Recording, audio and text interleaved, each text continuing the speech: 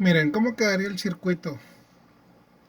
En las casas tenemos corriente alterna, que te da 110 volt o 220 volts, ¿sí?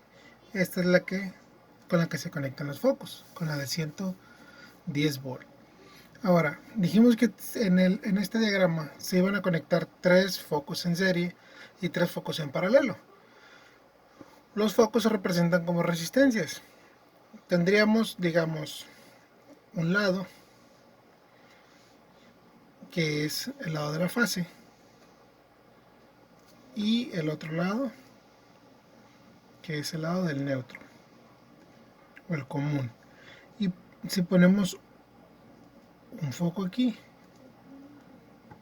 otro foco acá, conectados a fase y neutro, y otro foco acá, conectados a fase y neutro.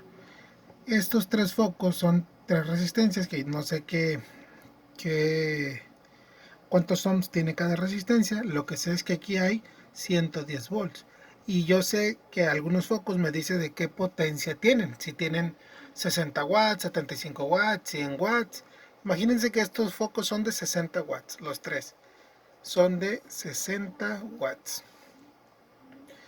Estos tres focos están en paralelo. Y aquí mismo puedo conectar otros tres focos, pero en serie. ¿Cómo estarían esos tres focos?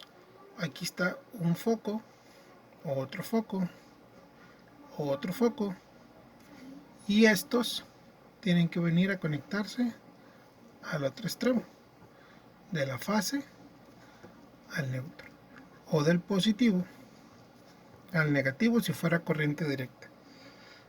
Así tenemos tres focos en paralelo y tres focos en serie, los dos mismos conectados aquí a la fuente de poder. Es como si estuvieran conectados a los enchufes, ¿sí?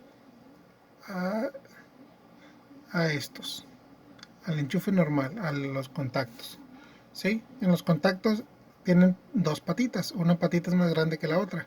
La patita pequeña es la fase, la patita grande es el neutro, y el redondito, esta es la tierra física.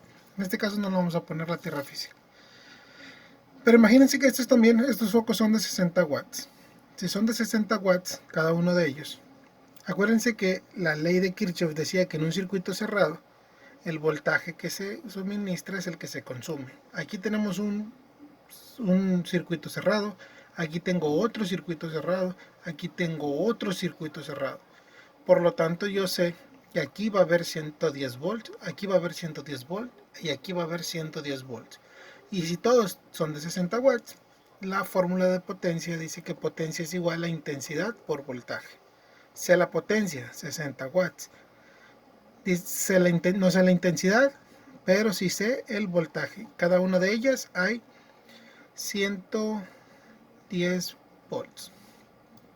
Entonces la intensidad, esta que está multiplicando, lo paso dividiendo, me queda que 60 entre 110 va a ser igual a la intensidad. Y ya puedo saber cuál es la intensidad de cada uno de estos focos, ¿sí?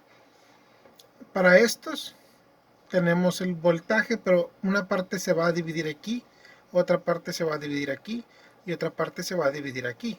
Si todos son de 60 watts, como van a tener la misma potencia, tienen la misma potencia, entonces yo sé que se va a dividir, los 120 volts se va a dividir una parte aquí, una parte acá y otra parte acá, porque en un circuito cerrado se tienen que consumir los 110 volts. Pues estos 110 los divido entre 3 y ya sé el voltaje de cada una de ellas. La intensidad tiene que ser la misma porque están en serie. Aquí en este caso la idea no era calcular potencia, intensidad y voltaje. Lo único que había que saber es que cómo quedaría el diagrama. El diagrama, esa es una forma de cómo lo podemos hacer. Tres resistencias en paralelo, tres resistencias en serie en un mismo circuito, ¿sí? Lo que yo les encargaría aparte a ustedes es que si hagan esto, calculen intensidad, voltaje y resistencia de cada una de las resistencias, como si todos los focos fueran de 75 watts.